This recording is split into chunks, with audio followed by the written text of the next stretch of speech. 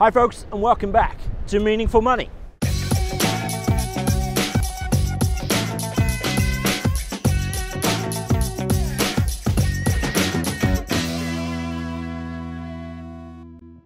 Right, I'm still here at Rinsey Cove, last one I think from here. Look at this sea though. Not sure quite how well it comes across. Make the video full screen, that might help you. If I'm looking slightly edgy and nervous, edgy is the right word really, because I am properly scared of heights. And about 3 feet behind me is a 100-foot drop onto some rocks below. So fairly uneasy at the moment, serves me right really.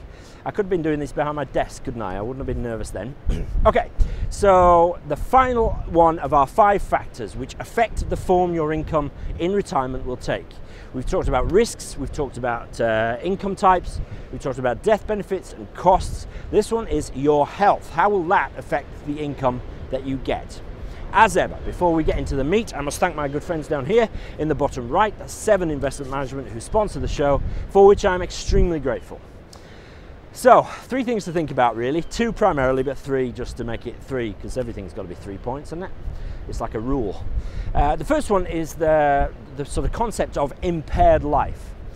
This point in time in your financial life, this sort of point where you are moving from accumulating money in pensions to taking an income out of them, it's the only time in your financial life where it can benefit you, in inverted commas, to be in worse health. Now, of course, it's never a benefit to be in worse health. Nobody would ever wish to be in worse health than they are. But the maths is simple. Depending on the type of income you take, which of course is the point, but if you buy an annuity, what happens is that you give your insurance company the amount in the pension fund and they give you an income for life. But if due to illness your life expectancy is curtailed, then they will give you more income because they're going to be paying it out for less time. Doesn't always work out for them, of course. Some people who have ostensibly a impaired life end up going on till they're 103. So it doesn't always work for them, but it also sometimes doesn't work the other way. But some people incredibly find it difficult to admit to ill health, usually because if in the past they've applied for life insurance or something like that, you don't want to be in bad health then because your terms are worse.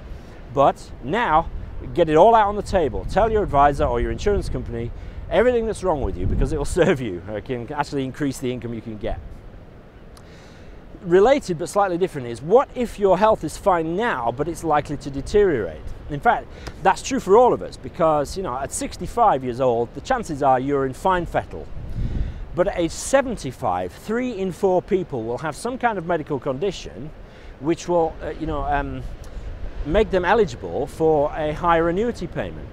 So if that's true, making a decision when you're in good nick at 65 for the rest of your life might not make sense, because if you can make that choice a little bit later, at age 75, then you may then benefit. So this is a factor you need to be talking to your advisor about, or even better, they should be asking you about.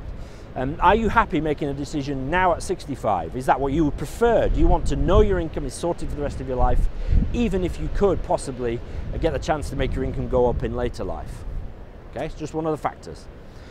And thirdly, of course, you want to make sure that you're getting the full benefit from your fund. All right. If you die early, obviously, you may not get full benefit. Look back to the video on death benefits, which is 2 videos ago, about how to put in guarantees and things like that.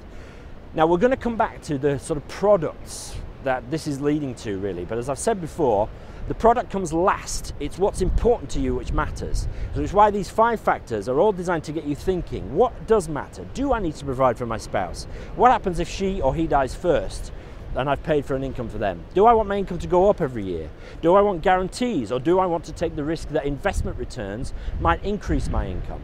Your advisor should be helping you with this conversation, and as a product of doing that, be able to sort of channel you into the best product for you.